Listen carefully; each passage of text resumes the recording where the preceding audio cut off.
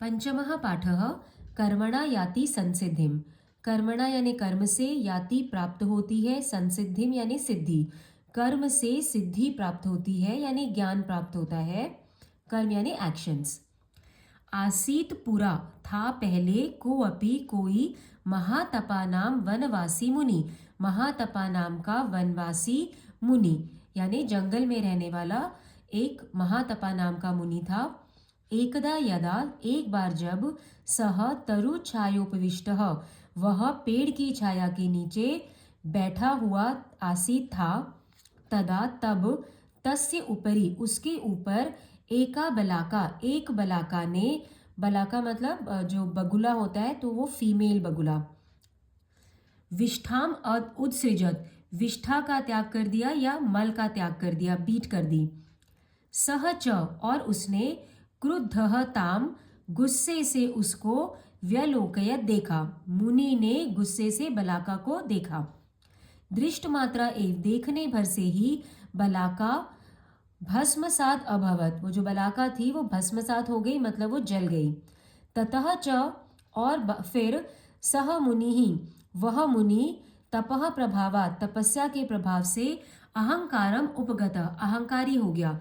मुनि को लगा कि उसने इतनी तपस्या कर रही है कि उसके देखने भर से बलाका जल गई, तो वो अपनी तपस्या के प्रभाव से बहुत ज़्यादा अहंकारी हो गया।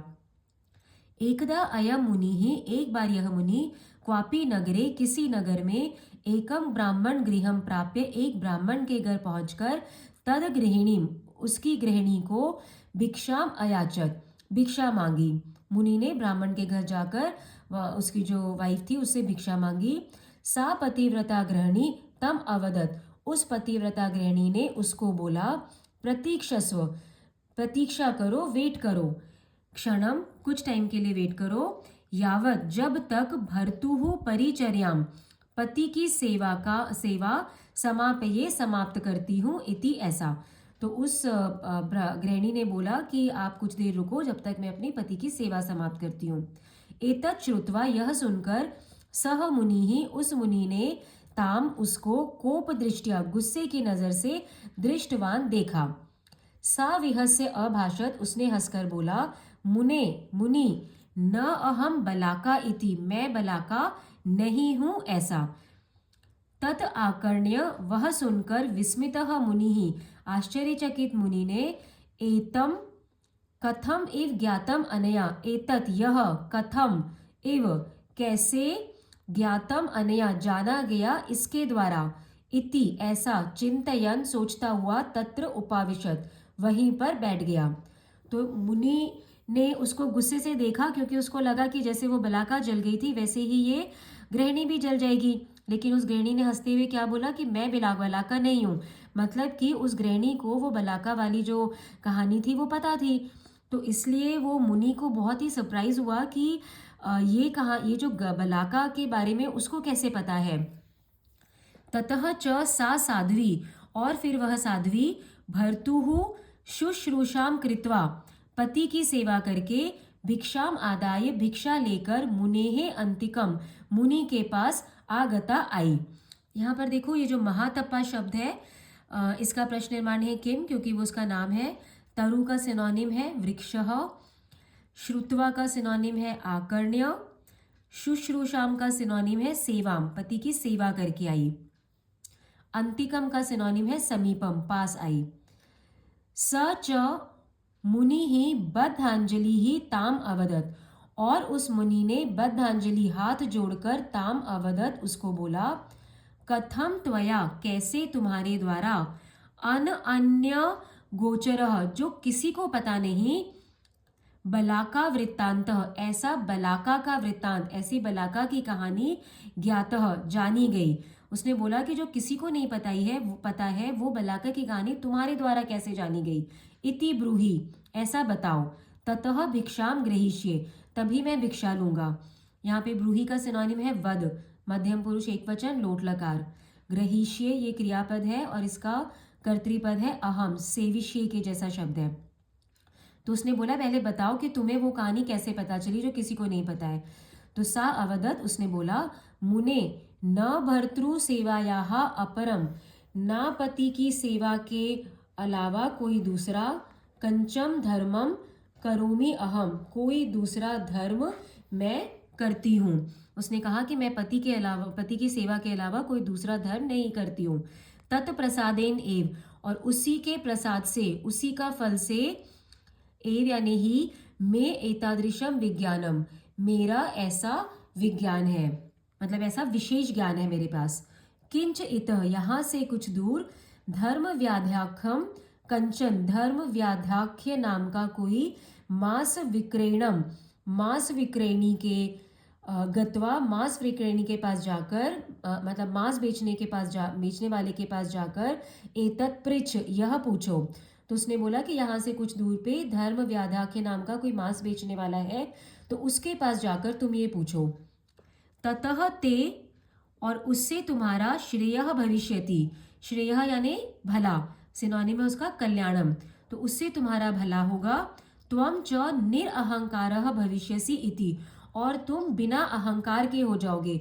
मुनि को बहुत घमंड हो गया था, तो वो बोलती कि तुम जाकर उससे पूछो, उससे तुम्हारा कल्याण होगा और तुम निरअहंकार हो जाओगे, तुम्हारा घमंड भी खत्म हो जाएगा।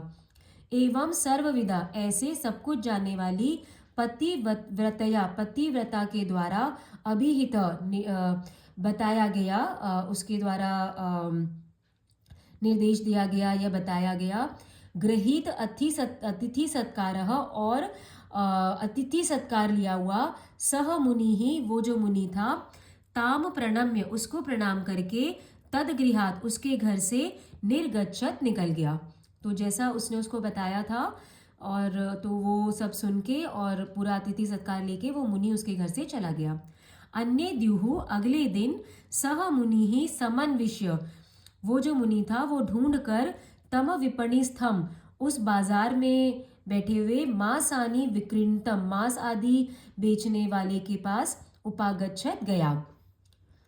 धर्मव्याधः च दृष्ट्वा एव, और धर्मव्याध ने, दृष्ट्वा एव, देखते ही, तम मुनिम, उस मुनि को, अभाषत, कहा, ब्रह्मन, उसको ब्राह्मण करके उसने संबोधित किया। किम पतिव्रतया, क्या पतिव्रता के द्वारा, तया इह,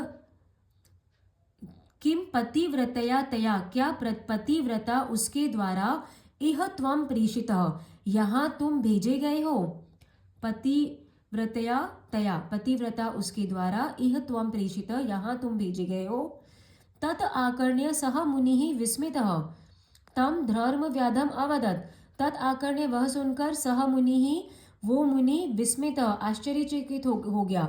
सह मुनिः विस्मित, आश्चर्यचकित उस मुनि ने, तम धर्मव्याधम अवदत्, उस धर्मव्याध को बोला, भद्र, हे भले आदमी, मांस विक्रयणः ते, मांस बेचने वाले तुम्हारा, कथम ईदृशम विज्ञानम, कैसा ऐसा विशेष ज्ञान।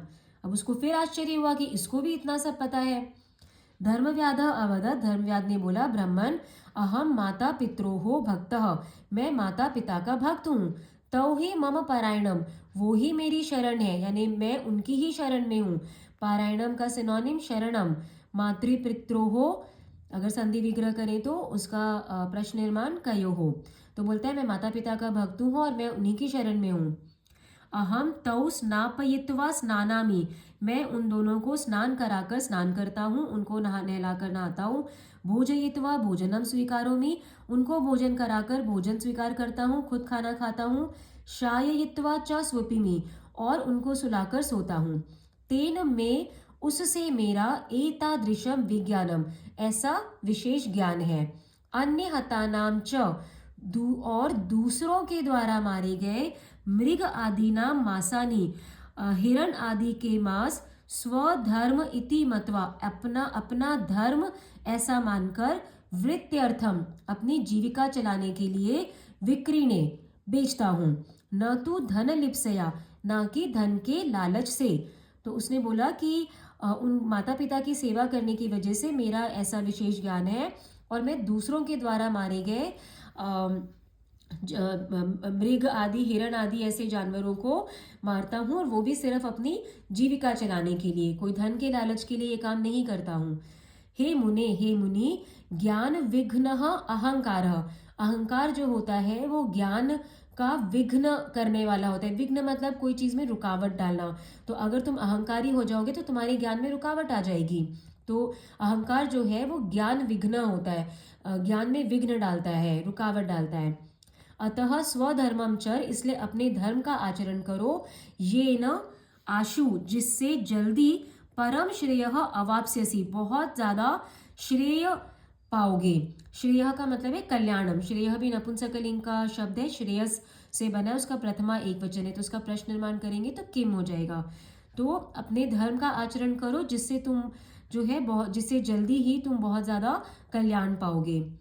ततः च, और वह धर्म व्याधेन एवं अनुशिष्टः, धर्म व्याध के द्वारा ऐसे सिखाया हुआ, समझाया हुआ या बताया हुआ, सह मुनि ही, वह मुनि, तद गृहम गृत्वा, उसके घर जाकर, यानी धर्मवाद ने व्याध ने जो कुछ उसको बताया था वो सब समझा हुआ वो जो मुनि था, धर्म व्याध के घर जाकर, धर्म व्याधस्य, धर्म व्याध की च, और धर्म व्याध की सर्वम क्रिया विधिम, सारी क्रिया विधि को, क्रियाकलाप को, अवलोक्य, देख कर, परितुष्ट, संतुष्ट हुआ, वनम गतवान, वन चला गया, अवाप्तवान च, और उसने पाई, तद उपदेशाद, उस उपदेश से या उसके उपदेश से, सिद्धिम, सिद्धि, मतलब जैसा उसने बताया था धर्मव्याध ने, तो वैसा बताया हुआ वो उसके घर गया धर्मव्याध के, और वहाँ पर उसने धर्मव्याध के सारे एक्शंस देखा, उसको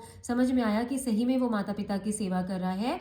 तो वो सब देख के बहुत संतुष्ट हुआ और जंगल चला गया वापस, और उसके उपदेश से उसको सिद्धि मिली, मतलब उसने घमंड छोड़ दिया और अपनी तपस्या करी जिससे उसने सिद्धि प्राप्त की।